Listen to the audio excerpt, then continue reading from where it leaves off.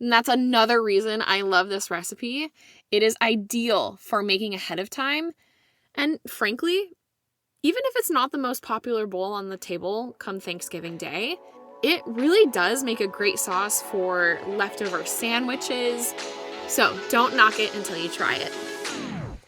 Do you struggle to stay consistent with healthy eating and just want food decisions to be easy, guilt-free, and sustainable? You're in the right place.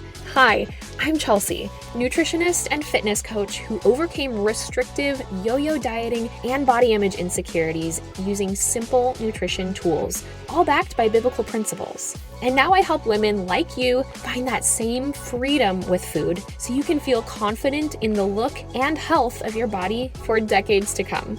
I'm ready to dive in with you. So grab that cute notebook you've been hanging on to and let's go.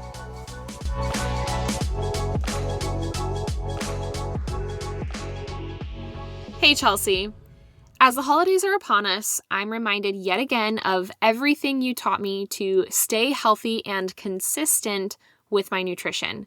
I can't thank you enough. It's so freeing knowing I can walk into each event with confidence that I can enjoy the food and not walk away feeling bloated, gross, and guilty. This season is no longer something I dread, but truly a magical time of the year. Keep doing what you're doing, because it's changing lives.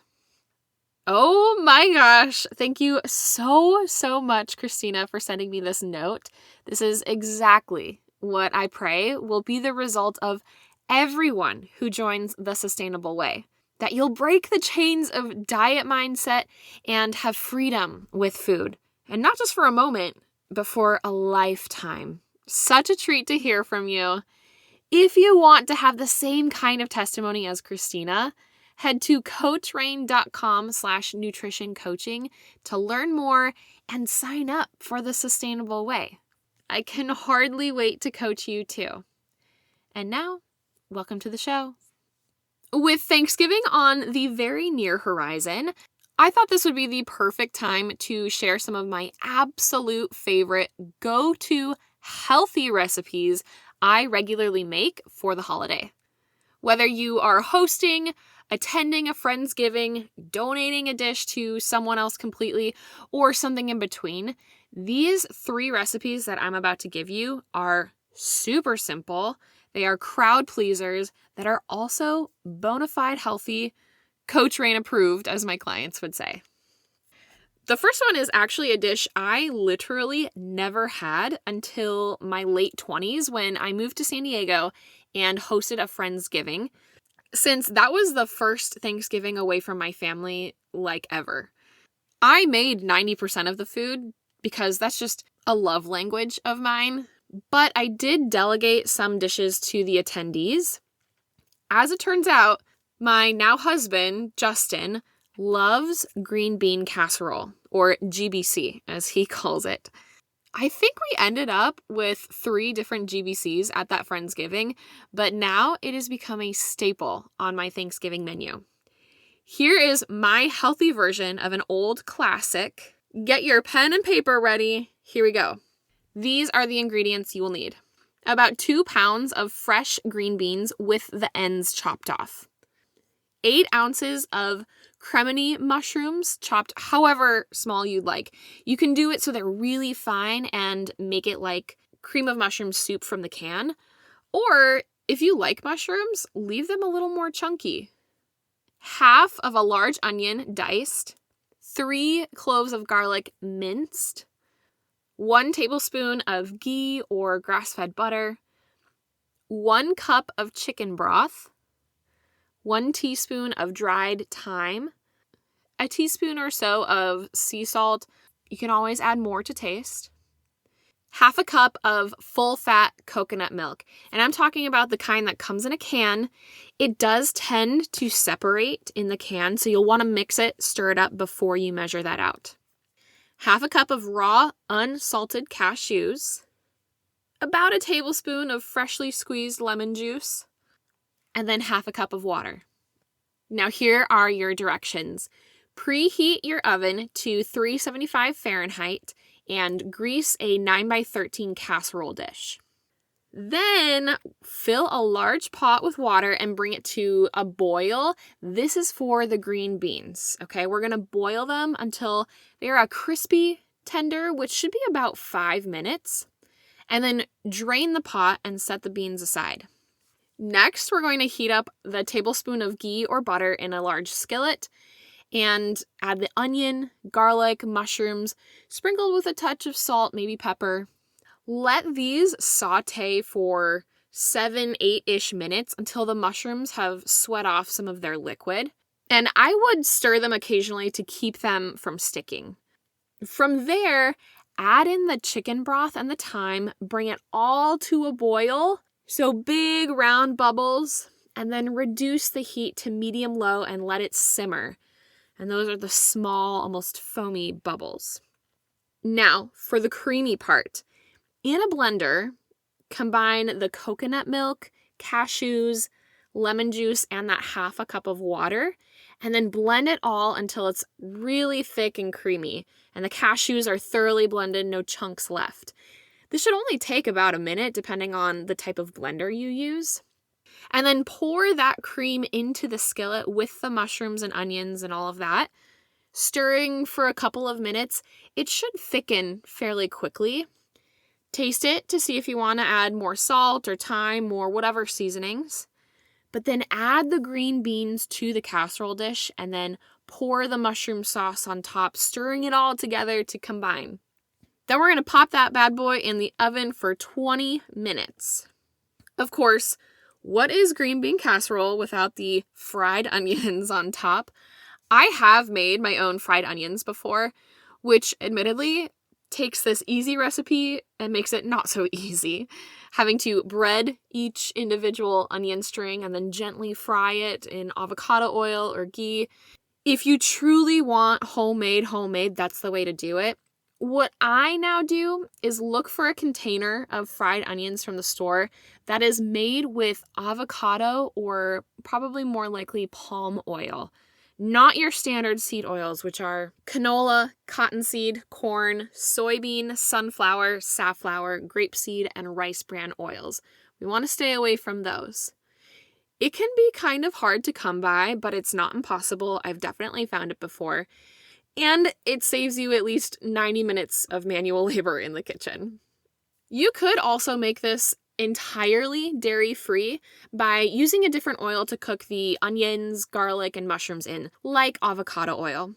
And if you do decide to fry the onions yourself, using almond flour to bread them in before cooking, that would also make this dish paleo and Whole30 approved.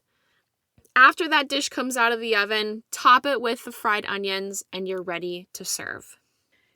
The next dish I'll walk you through is honestly usually not the favorite part of a traditional Thanksgiving meal, but I have managed to change people's mind about it with this particular recipe, and that is cranberry sauce. I grew up with the cranberry sauce that comes out of the can and, makes that sound as it hits the plate, keeping the exact form of the can's ridges. But as I entered my healthy eating era, I insisted on making cranberry sauce from scratch for my family's Thanksgiving. And my wonderful family conceded, especially since my dad was really the only one who ate the cranberry sauce anyway, and he's pretty easy to please. So this is the new favorite, and here's exactly what you'll need. 1 bag of fresh cranberries. This is usually in a 12-ounce package, pretty simple to find at your average grocery store during the Thanksgiving season. 1/2 cup of orange juice. I honestly usually get about 2 oranges and just squeeze the heck out of them to juice them myself, because you will also need 2 to 4 teaspoons of fresh orange zest. And then 1/2 cup of water, 1/2 cup of honey or pure maple syrup, a pinch of cinnamon, and a pinch of salt. Here are your directions. First, you'll need to prep the cranberries. Wash and sort through them. Discard any of the shriveled or brown berries. We want only the pretty ones for this. Then pour the cranberries into a medium saucepan along with all of the other ingredients. Next, you'll bring that pot to a simmer over medium heat. making sure to stir frequently and cook it until most of the cranberries have popped. It really is very much like popcorn, and you'll see them and hear them popping.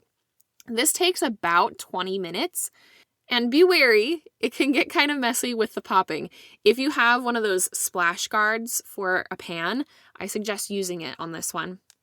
And pro tip, if you want a completely smooth sauce, no chunks at all, you can mash the remaining berries or toss everything in a blender once they've cooled down a bit.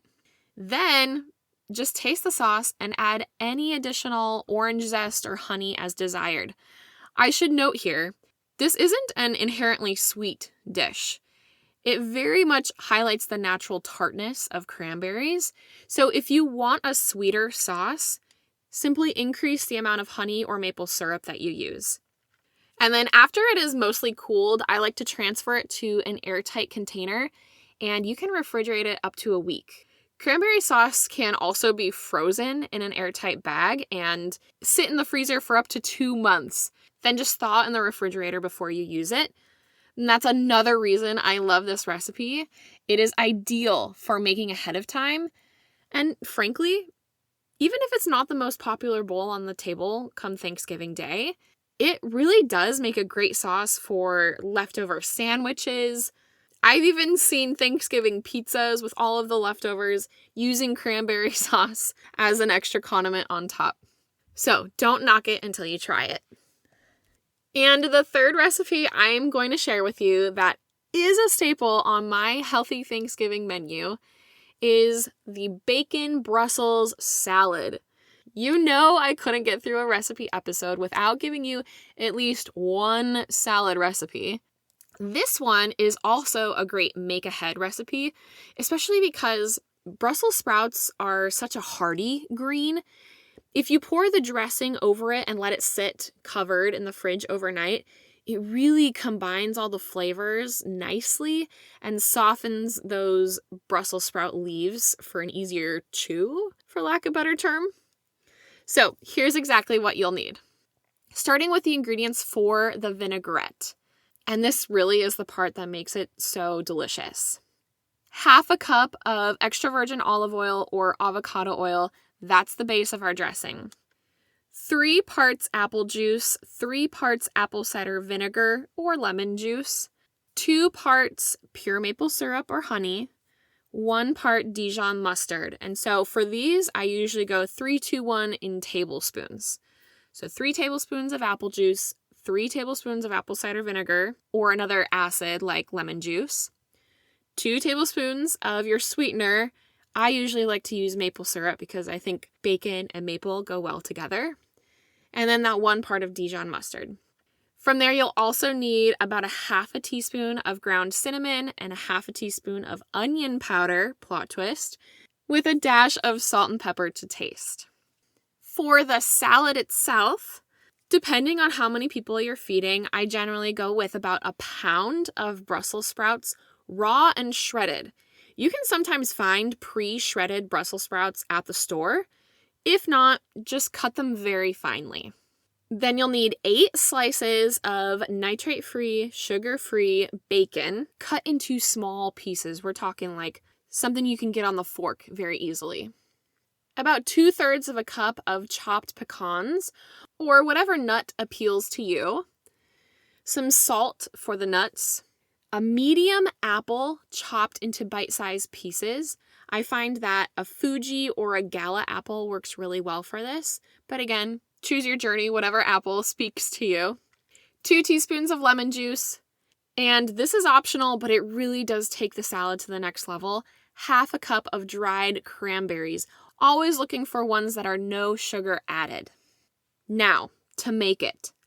I would start by having all of the ingredients prepped and ready to go before beginning. It really just makes the process go so much more quickly once you get going. So you've got all of the ingredients. Start by heating a large skillet over medium heat and add your bacon pieces. Cook them until they're crispy, stirring to evenly brown them, and then remove them all with a slotted spoon to drain on paper towels, but make sure to save the bacon fat. Next, place the shredded Brussels sprouts in a large bowl and toss them with the bacon and about a tablespoon of that rendered bacon fat. Next, heat that same skillet over medium heat and add the nuts with a pinch of sea salt. Cook them for about 3 to 5 minutes, stirring it to coat them all in the salt and that bacon fat until they're toasted. Be careful not to burn them, which happens quickly if you're not keeping a close eye on them. And then toss the nuts in with the sprouts and the bacon. Add the chopped apples, sprinkle with lemon juice, and then add the cranberries and toss it all. A special note here, the lemon juice is what helps keep the apples from browning too quickly, so don't skip that step. Then, to make the vinaigrette, place all of the vinaigrette ingredients, except for salt and pepper, in a jar or a container with a tightly fitting lid. You can also use an immersion blender to combine this, but I like to put it in a jar because if I have leftovers, I can just stick that in the fridge.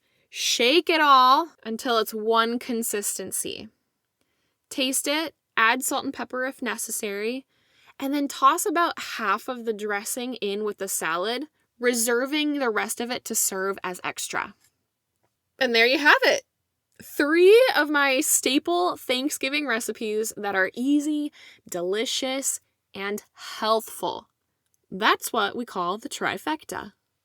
Save this episode to listen back on when you are getting food ready for the holiday and share it with someone who could use some inspiration in the kitchen.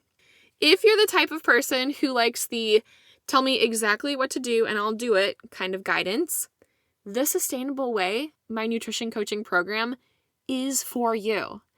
I will walk you through every step of making healthy eating so consistent, it is just part of who you are, without it feeling like a ton of work, monotonous, or even a diet.